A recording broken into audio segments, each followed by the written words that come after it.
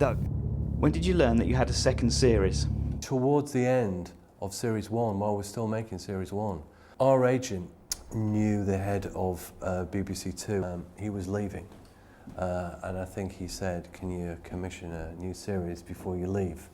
And then there was a rumour after that that he only recommissioned the series because he wanted to give the new head of BBC Two the biggest turkey ever. I mean, I honestly really can't believe that, but it's a great story. I kind of half hope it's true. So we knew we had a series, second series, and then they wanted to repeat Series 1, and we were so unhappy with Series 1 because it wasn't any of the things we wanted it to be, especially the production values. Because it was, my nightmare was that we were going to wind up with something that would look like Blake 7, and I was absolutely sure it wouldn't. And we didn't end up with something like Blake 7. It wasn't as good, you know, visually as Blake 7. And so we said, please don't repeat Series 1, because we think we can get it right, and we'll get it right quickly. And so that's what happened. We then went straight into Series 2, and then they repeated Series 2 soon after. And we held off repeating Series 1 for quite a long time, which actually created a cult all to itself, because people were mad to see the series that had never been repeated. The sets for the second series were a lot more colourful. Why was this? It's a very difficult situation, because we'd come from Spitting Image, where we'd been given a kind of carte blanche to change the format. And we were very much writers, script editors, and uncredited associate producers, where we could go and do as we pleased, and we had a fantastic producer in John Lloyd. And then we moved into the Red Dwarf scenario, and it was a different kind of scenario. It was very much, we were suddenly back just being the writers, and there were these unwritten rules that as a writer you're only ever allowed to make a limited number of points. When the cast were rehearsing, you could go up and go, hey guys, I've got a suggestion, and people would stop and go, yes, and you go, how about you do it this way? You know, that might be, you know, more laughs than that. And if it didn't work immediately, it was like, oh no, that doesn't work, sorry, go back, sit down again. And there were only a limited amount of things you could do. I always used to sit in the gallery when they were recording the shows, and I could make 3 points. And it wasn't, I mean, I had like 43 points to make, but I could only make 3. So there was an enormous frustration in there.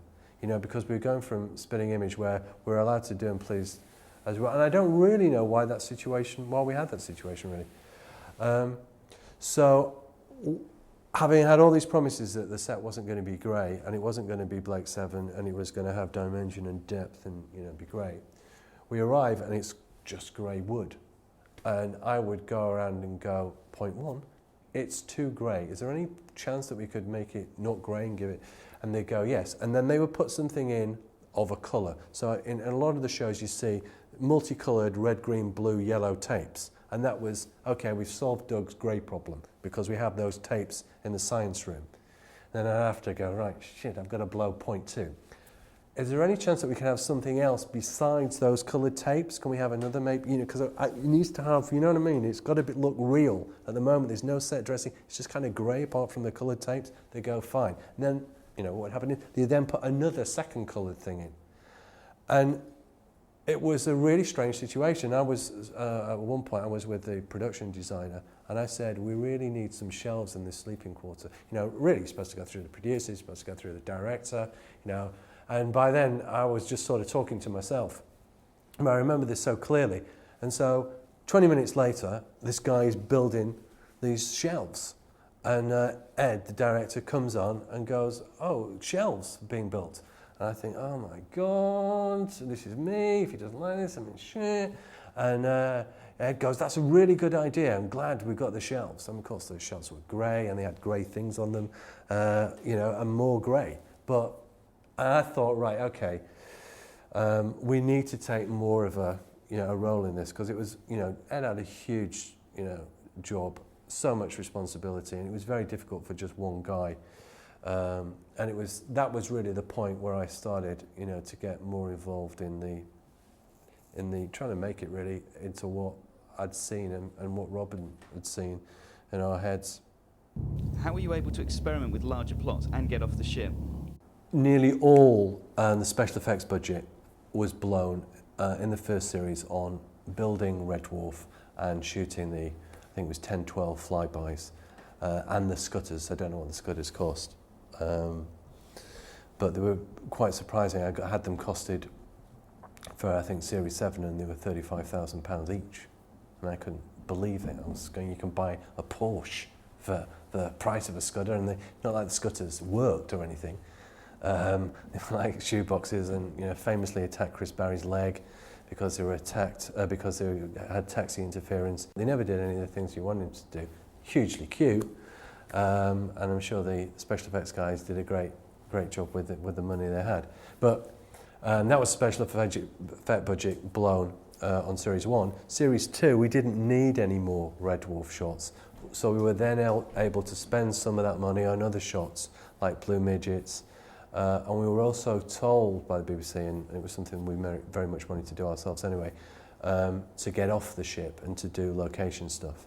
So there was an extra bit of money given. So we were able to go to fabulous places like Rhyl, which was to double as a beach in paradise.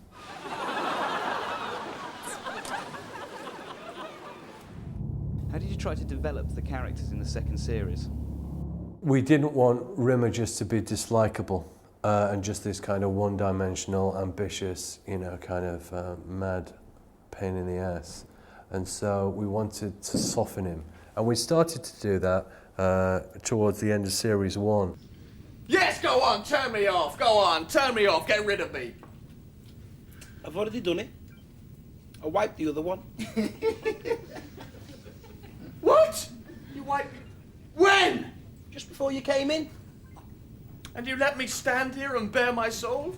Yeah. And we wanted to continue that, and it felt much more, the characters felt much more bedded in. That opening scene in Crichton, where Lister's cleaning his bike, and the dialogue was really kind of, I think, and you could feel that there was a real chemistry between Craig and Chris at that point.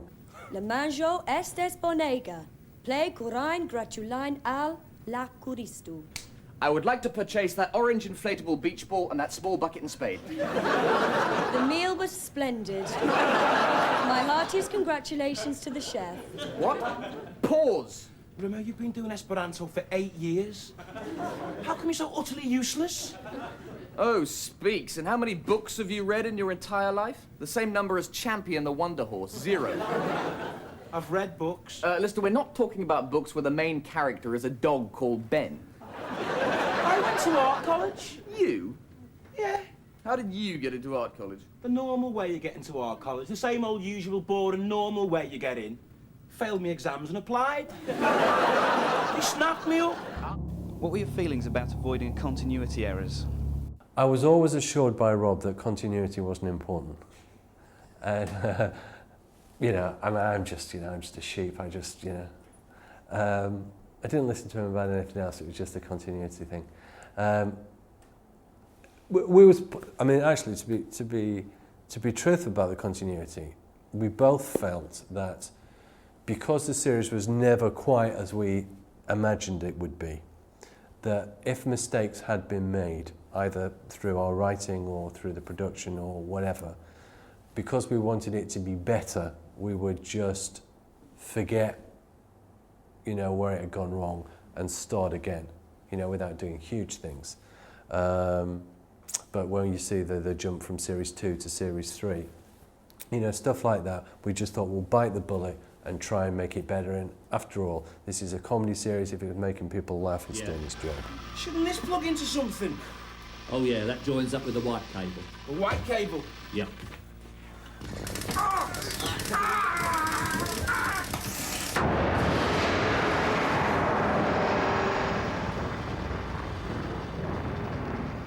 Or is it the yellow cable? Having originally avoided a robot character, what made you create Crichton? Yeah, we were very resistant to having the cute robot character in it, because every science fiction, well, no, that's not true. A lot of science fiction movies, especially in the 50s, had that cute robot character. And obviously the Star Wars movies had too. So we didn't want to do that. And we wanted to try and people our universe with with unusual characters, hence the cat, hence the hologram. You could argue that the computer is kind of a cliche science fiction character, but we thought our take on it was, instead of the computer being, you know, the genius computer, the fact that he was, you know, deranged, senile, weird, eccentric, however you want to describe him, that turned it into something fresher. Hang on, I've forgotten what I was going to say now. Well, it can't be that important then, can it? That's it, yeah. Look out, a meteor is about to hit the ship. But you run out of things to do in the end. We wanted them to meet someone who was still alive on the Nova 5. What could he be? A computer, a robot? It had to be someone or something that was able to survive where all the human crew had died. And, you know, we thought, okay, well, in this case, it's not like we're going to bring this character back in or anything. It's fine just to use a robot. And that's where that original Crichton came from. Miss Anne, why you haven't touched your soup? No wonder you're beginning to look so pasty. How did Charles Organs become involved as Queeg? This is not a matter for discussion. He'd worked with Danny, and he brought him to the, I think it was the end of series 1, the end of series party.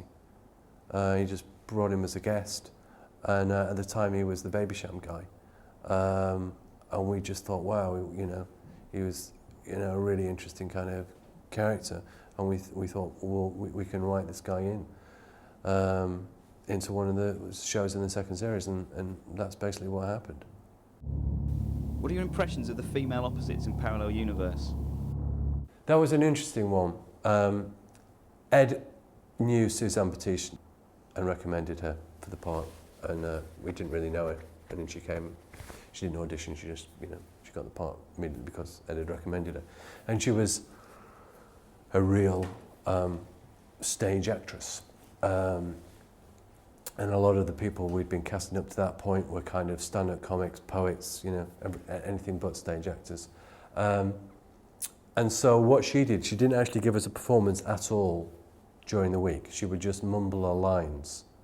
And as the day passed, Ed got more and more and more scared because he'd recommended her and she wasn't giving a performance at all.